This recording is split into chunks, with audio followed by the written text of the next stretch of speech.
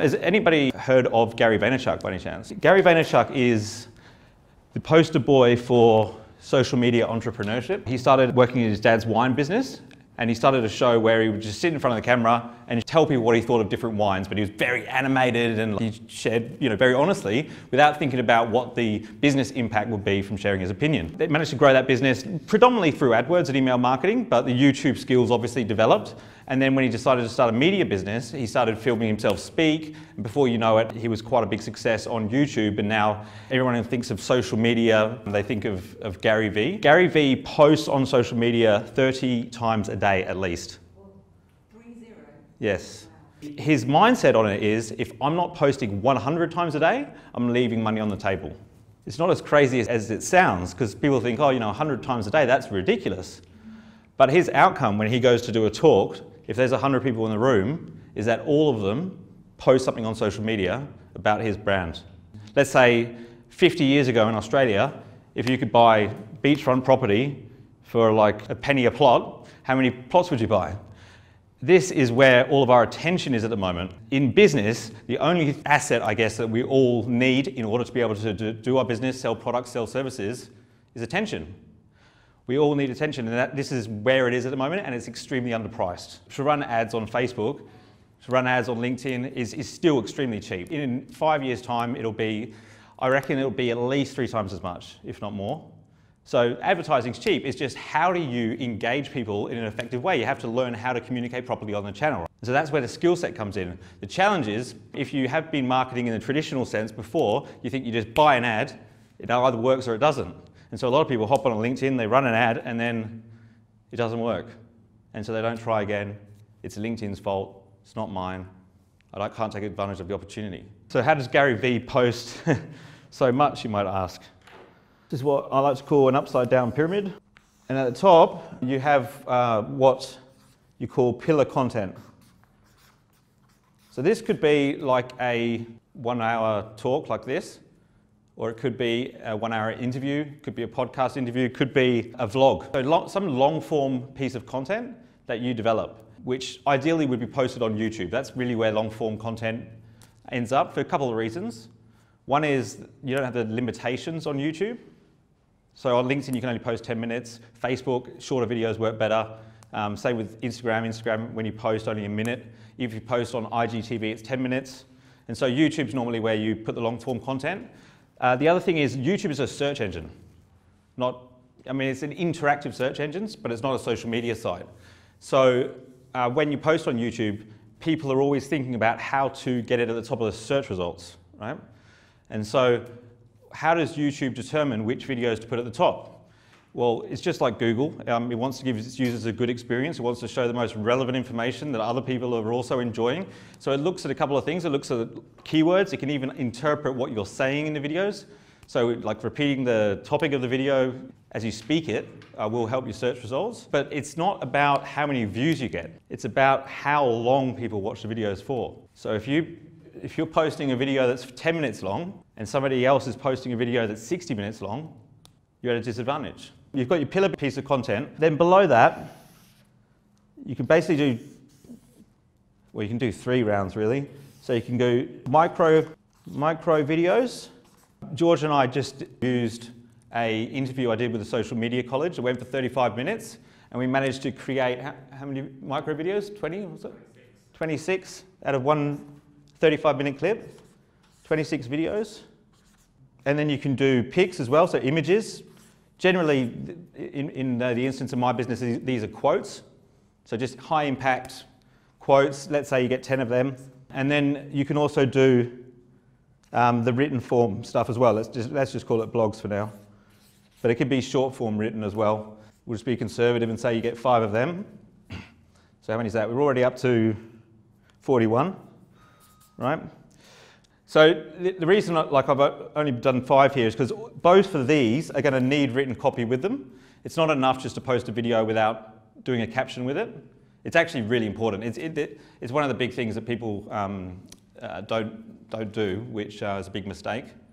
Because people will not watch a video unless the written copy captures their attention. And so there's some skills that go into that, which I'll explain in a minute. But let's just stay on this pyramid model for a minute. By the way, how much of this does Gary Vee actually do? Like, I mean, in the example of him who's got a content team, right? How much of this does he actually have to do? Like, he just basically is the one performing this, right? And then the team can do all of this, yeah? But the challenge is, how do they make sure that these videos are relevant to the audience? Because you can't really, you're just kind of guessing, aren't you? You're chopping it up and you're hoping that people are going to engage with it. And hopefully, if Gary Vee knows what he's doing, he knows his audience, most of it will be highly engaging. But you can take it one step further, and this is really where this is the point of difference. This is what makes all the difference, is this is where you can then look over the comments. What was I going to write? Community insights, that's it. Community insights. It doesn't get much neater when I've got a good pen. If you post these micro videos and some get more engagement than others, more people want to watch them, you'll find in the comments people will quote some of the bits that they like or quote some of the highlights of the sections that resonated with them. And then you can use that to then create more videos. So it's based on exactly what the audience has resonated with. So you can repurpose it. That's the reason why Gary Vee is so successful, is because he keeps listening to what the audience is telling him to create these micro pieces of content. And of course, as he learns what people are interested in, this is going to get better as well, isn't it? What do most people do on social media? In the real estate industry, most people, you go to a real estate agency's Facebook page or even a LinkedIn profile for a real estate agent, listing, new team member, Friday drinks. It's all about them. They're not listening to what their audience is interested in at all. It's all me, me, me, me. And that's why there's only one like and no one's looking at it, because the audience doesn't care. They're only catering for a very, very small portion of the audience. People might be interested in buying a 5-bedroom house in Dalkeith. It's only a small portion of that agency's audience.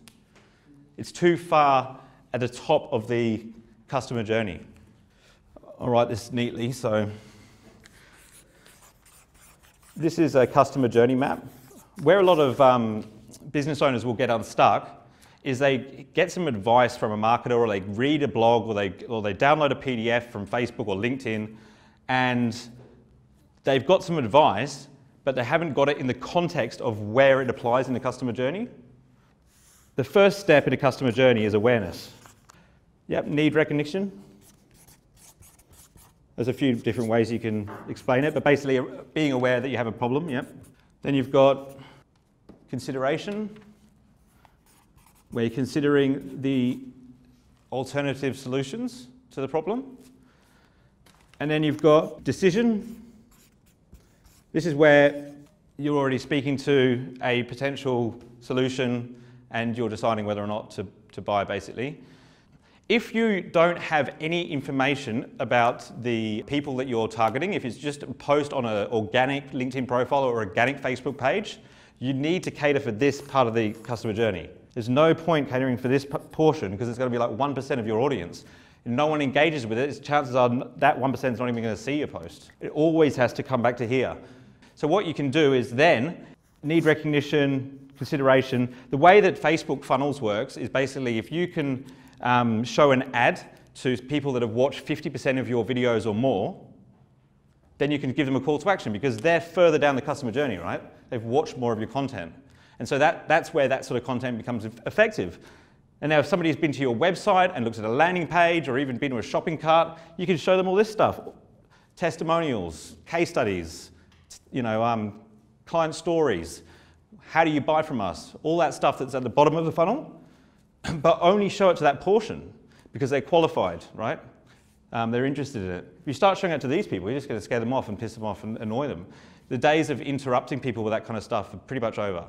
It just doesn't work. Like the other thing is like the ads where you post and say like, this is a fire sale till Friday, you can get this one free, all that kind of stuff does not work up here. It doesn't. In the past, we would just get interrupted on TV. We didn't really have a choice. We had to watch it. Whereas on social media, people aren't interested in it. They're not going to engage with it. Therefore, it's not going to be in the newsfeed for very long. So the customer's in control these days, basically, of the content that they see. So yeah, you can promote and pay for an ad to show up, but you're only going to get a return on investment if you're only targeting it to these people down the bottom. LinkedIn is one of the few social media platforms where you can still go viral. So you can post something, and if enough people from your audience engage with it, it can get amplified to a point where it's showing your post to hundreds of thousands of people, even if you have a very small network. You can't do that on any other social channel. We've talked about attention, right? But you've sort of moved on to the next bit I want to talk about, which is trust. Those are the two assets, attention and trust. So brands have, in the past, have done a very good job of getting attention by interrupting people, and a very shit job building trust. These days, brands that build trust will do exceptionally well, and that's why you can't sell to people in the awareness stage, because they're not going to trust you at all. You've just got to give content, add value. And so all those 30 videos that Gary Vee does, none of them have a call to action. In fact, he's taken it one step further, and when he does a talk, you'll watch pitch after pitch after pitch, every presenter's selling something, except for Gary Vee, the headline act won't sell anything. He's just literally adding value. You've got to make an effort to buy anything from him. In fact, you can't buy anything from him. Most businesses don't have the budget to work with his agency. He put out a sneaker. You can buy a sneaker, you can buy a book. That's it, basically. Another guy, Kerwin Ray, we've already talked about. He's got a vlog where basically he's now got a media person full-time following him around. And so he puts out this weekly, or I don't know how often it is, but it's a show. But it shows people what's going on behind the scenes. It builds trust, it builds authority. I mean, he's done exceptionally well on social media. And this woman asked him in their team meeting, she goes, oh, you know, my friends have been watching the series, and they said, we don't know what you guys do. We need to explain what we do in the videos because people don't know what we do. And he said, no, that's exactly what I want people to think. I want to create intrigue, because if you give people all the information, they don't want to keep watching to find out more. So they drip feed the information so that you're always trying to find out more. So that's why this micro content works so well. Intrigue is an important asset in social media. You don't want to give away too much information. Like, how many of those sales letters that you get in LinkedIn inbox, it says, this is what we do, we offer this service, these are all the awards we've won, these are all the testimonials, these are all our website links. How many of those work? How many do you respond to? 0. But the ones that go, hey, how you doing? I'd like to have a coffee with you. You're like, who the hell's this guy? Click, look at his profile, oh, that was interesting. I'll respond to that. Intrigue. Because if you start telling people all the things you do, the more you tell them, the less curious they're going to be when you sit down with them. The less interested they're going to be, the more, less they're going to pay attention. Yeah, and I think it comes down to the customer journey, like, to be honest.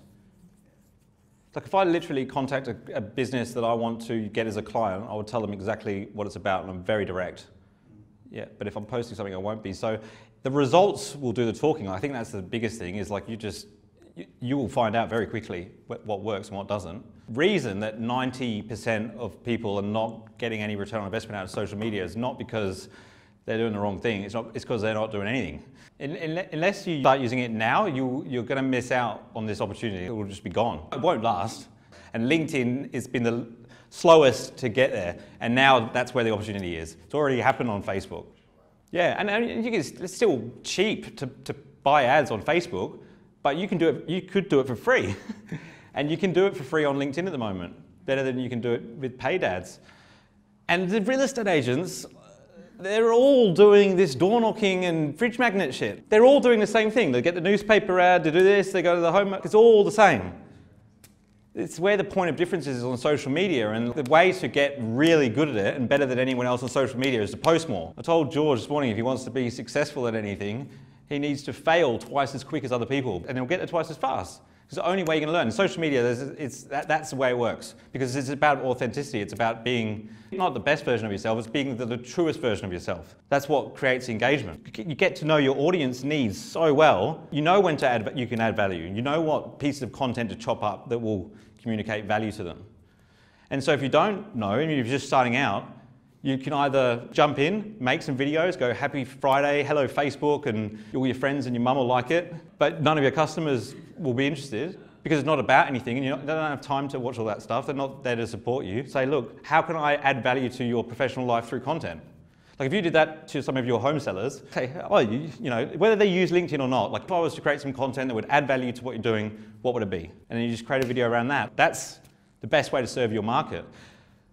A huge mistake that content creators make on social media is they follow the engagement. So they post something, they get the likes and the followers from their mum and their girlfriend and all that sort of stuff, and then they create more content like that because they want to get more engagement, but they're not serving their target market. On LinkedIn and on Instagram, there are content creators with hundreds of thousands of followers that are spending more time trying to find engagement pods, which are groups of people who join, 100 people join.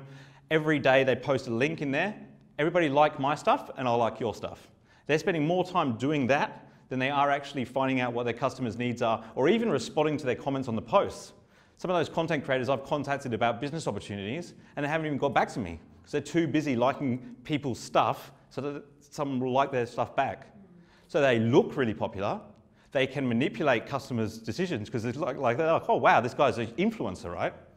They're influencing shit. It's just they're spending all day on LinkedIn trying to get people to like their stuff back. But they don't know anything about the actual audience that they're targeting and servicing their needs. And they're not going to learn. So their content's getting pushed towards this market of all these people that are basically what I call fake influencers, and they're moving further away from the people they actually serve. In the long run, they will all lose. It won't work because the number one priority for LinkedIn at the moment is to make sure that it serves reliable, reputable content to its users. And that shit just isn't. When I went to university at UWA, I was going to study finance, and I went to a derivatives lecture and I just absolutely hated it, so I decided to switch to marketing. I thought that would be really easy. While I was at university, I remember ordering my first pizza on the internet. At university, while I was there for 5 years, I didn't do one unit on online marketing, not one. But I was starting to buy that way. As a customer, I was learning how to buy that way, but I wasn't learning how to market that way. And when I went back to a Rotary function at UWA, I was sat opposite the online community manager or something. He was in charge of online marketing basically for UWA. And I said, do you guys now run any online marketing lectures for the students? And he goes, yeah, we've got one course. I said, oh, where do you get the content from? He goes, Google. So the way Google works is the content's been on there longer, it goes to the top. So that's probably about 2 years old. By the time it gets into the course, and by the time people graduate, they're basically like graduating with content that's 6, 7 years old. So it's not relevant. None of it's relevant anymore. When I graduated in marketing, there's all these marketing graduates, because everyone studies it. There's not many marketing jobs. So most people end up in sales. And so when I was in my sales career, I actually decided to live in Thailand and sell real estate. It was the middle of low season. So there's no foreigners buying real estate in Thailand at low season. It's raining outside, and I'm thinking, how the hell am I going to get any customers to buy villas off me when there's no one on the bloody island? And so I've got a laptop in front of me, so I thought, okay, I'm going to learn how to get to the top of Google so when people are searching for property investment Thailand, we show up at the top. I did, and by the time high season came around, we're getting 10 leads a day. We sold a development of 93 odd villas out in that high season and did 4 more projects. A company in Hong Kong heard that I can get real estate websites to the top of Google. Basically, on the way over to Hong Kong, Google updates its algorithm. Bang. Everything on page 1, page 100. Because of the way that I did it. Creating all these inbound links, trying to manipulate the search algorithm. Google gets smarter, can serve its users better content. Therefore, anyone that's trying to manipulate loses. So I learned about AdWords. You know, I learned about Google advertising. It's no different than the whole Facebook thing and the Facebook ads thing. What happens is, as these social media sites get smarter, anyone that's trying to manipulate or game the algorithm will lose. Because eventually they're going to just get smart enough to actually give its users what they want. I was living in Melbourne, and before I started my company, I was a salesperson, and I asked my employer, I said, in online marketing, who's the best clients? What's the best target market to focus on? I'm pretty much a new salesperson in this company. I've just moved back from Asia. He said, oh, it's funny you should ask, you know, medical practitioners, plastic surgeons, dentists, they got loads of money, they always need new clients, and they don't know anything about marketing. So it's like, okay, that makes sense, cool. How many of those come through the website as inquiries every month? Oh, maybe 1 if we're lucky. What would happen is the best salespeople would get the best leads, and they could be from anywhere, because on Google, everyone's using it. You search for website design, you don't know if it's going to be this guy, that guy, or the next guy. And so if you're new, you're going to get the leads which aren't that good, because you haven't proven that you can convert them. So I thought, okay, well, I'm going to get a list of all of the, when I start cosmetic surgeons, I'm going to make a list of all of the ones in Melbourne, and I'm going to call them up, and I'm going to see if I can get appointments with them. And I couldn't get past this thing called the practice manager. Basically, somebody that's like a gatekeeper that keeps you away from speaking to the surgeons. And so I thought, oh, well, I'm just going to go in there, use my charisma, like maybe I can get a meeting. No chance. They're so good at this. They get people walking in there all the time. Everyone wants to sell to these people because they make lots of money. And so I was like, why don't I just try this new thing called LinkedIn? I literally hadn't got a picture on there. I've only got less than 100 people I'm connected to. Sure enough, I found a few of these surgeons on LinkedIn and I sent them a message and said, hey, I'm in online marketing. I specialize in the medical industry, right? I sent 10 messages, 6 responses, 4 phone call appointments, 1 sale.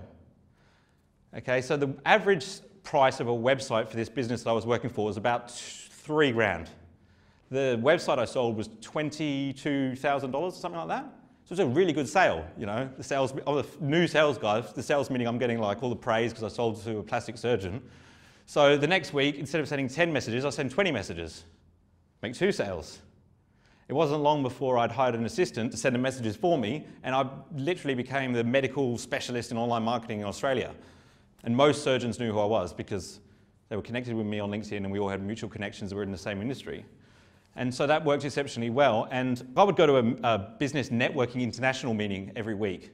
And it got to a point where, you know, they give referrals to each other and they kind of have to give at least one, where I was getting so many leads through LinkedIn. I was like, this is, you know, just a waste of my time. I could be spending this time, you know, following up leads.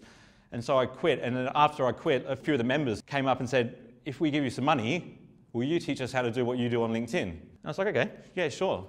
You know, my brain started ticking away.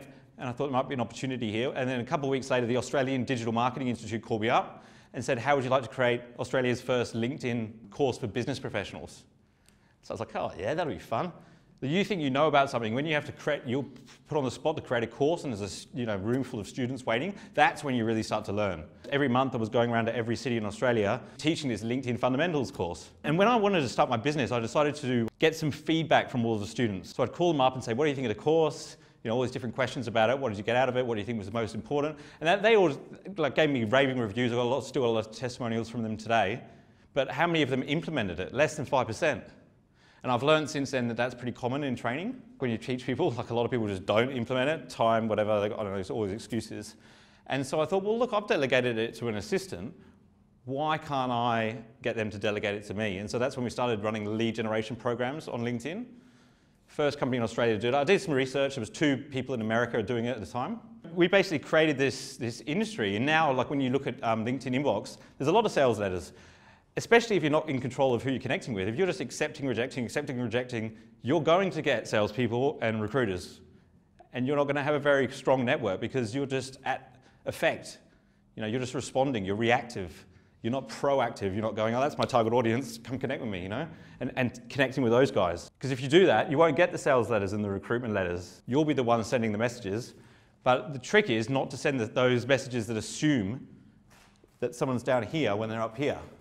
Unless you know somebody's got the problem that you solve, you cannot sell to them. Otherwise it won't work. It's disrespectful, it's condescending, there's so many different reasons why.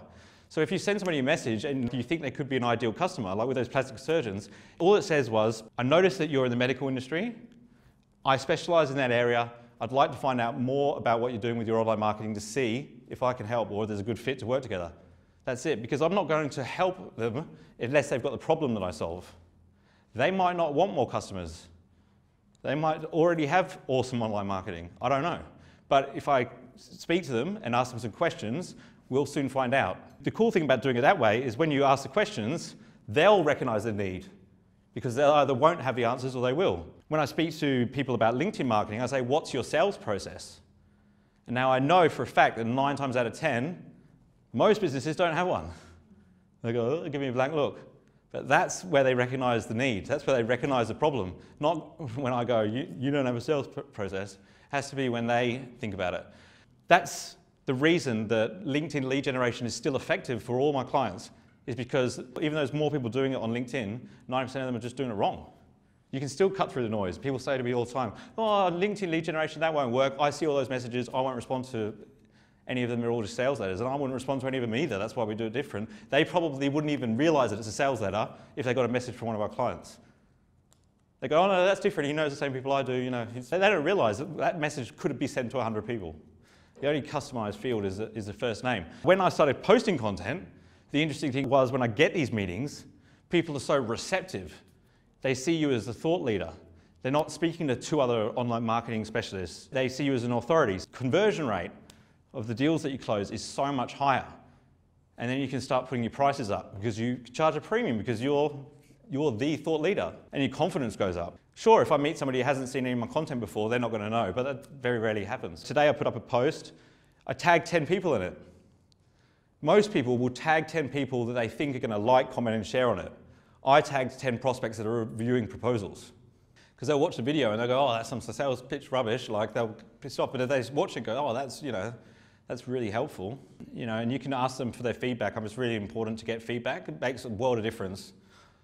People don't realize how much I appreciate it when people give me feedback, even if it's negative, because it's so useful. I can create better content in the future. But unfortunately, most people that buy will say, I've been watching your videos for a year now. And I'm thinking, you never liked one, you never shared one. But people don't want to because they're worried about what other people will think of them, and they're not sure if they're supposed to, or all these different reasons why. But what I always remember is, even though there's only so many people engaging, there's way more people seeing it. These days, most people I meet with have been watching my videos. They may not see all of them, but most of them have seen some of them. And so the perception is, they're like, this is what they say. This police officer at the airport said, "You're Nathanial Bibby, I've seen your content. You're everywhere," he said. I'm not everywhere, right? I might be everywhere to him because he's engaged with my content, or he's in my audience, or he's interested in the same things. Like LinkedIn will show people content that's relevant to their industry, that they're likely to engage with. They want people to engage on the platform. They want people to stay on there longer. Jeff One is the CEO of LinkedIn. He was on CNBC 2 weeks ago. They said, Jeff, LinkedIn's growth in the last 12 months was 29%, I think it was.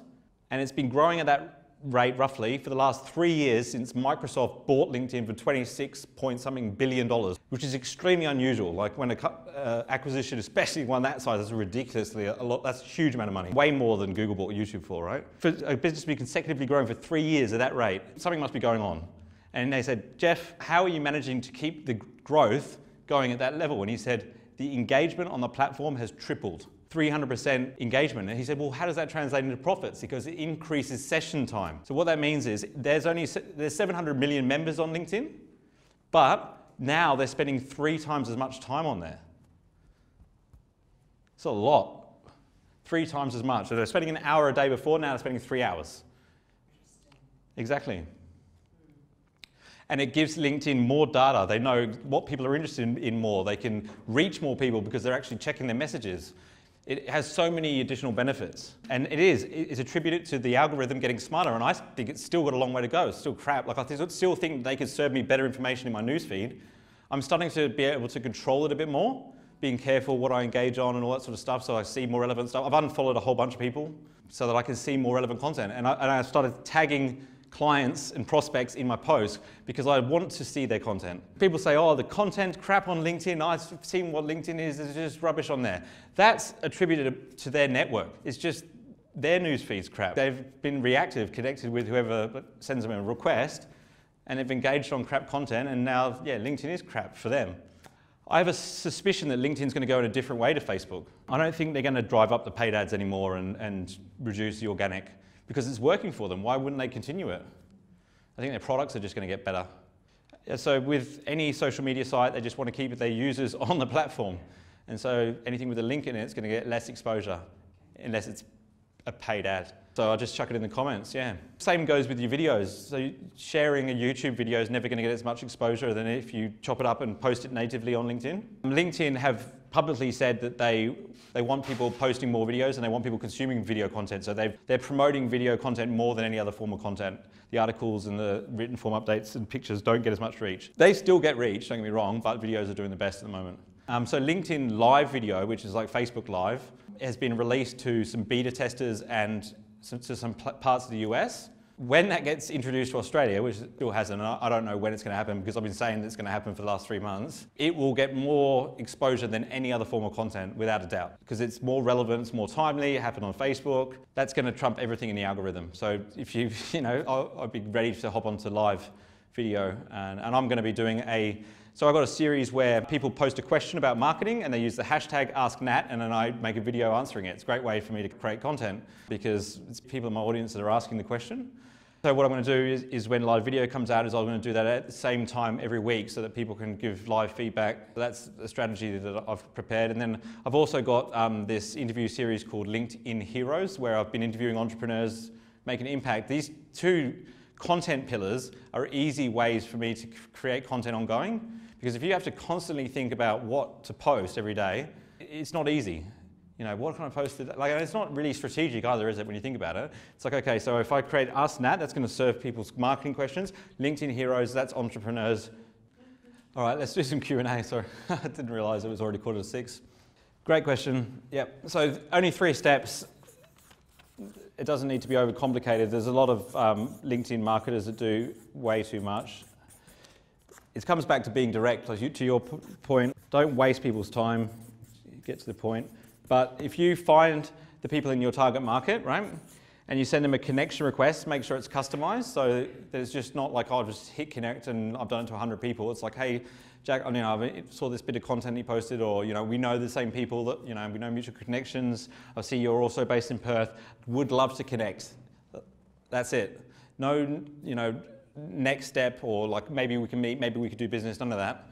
Just, we want to connect, that's it. When they accept the connection request, it's almost like implied consent that you can then contact them in the future. Because they're a connection. Now they're in your business network. They're not just some second-degree connection. So they got, ideally target second-degree connections, so they know the same people you do. There's a much higher chance that somebody's going to be receptive to a connection request if you guys know the same people. That's another reason why LinkedIn ads aren't as effective as doing it this way, because in LinkedIn ads, most of the time you're not targeting people that are in your sphere of influence. So then when somebody accepts a connection request, then you say, thank you for connecting. I'd be interested in catching up and learning more about your business objectives, see if there's a way that we could work together. Not everyone's going to say yes, but that's okay. If you send 200 connection requests, on average you'll get half of them that will accept, on average across every industry I've worked in, so that's 100. If you send them a message, you'll get somewhere between 10%, that's a conservative figure, trust-based industries like finance, legal, medical practitioners are not on LinkedIn all day, be 10%, up to 30.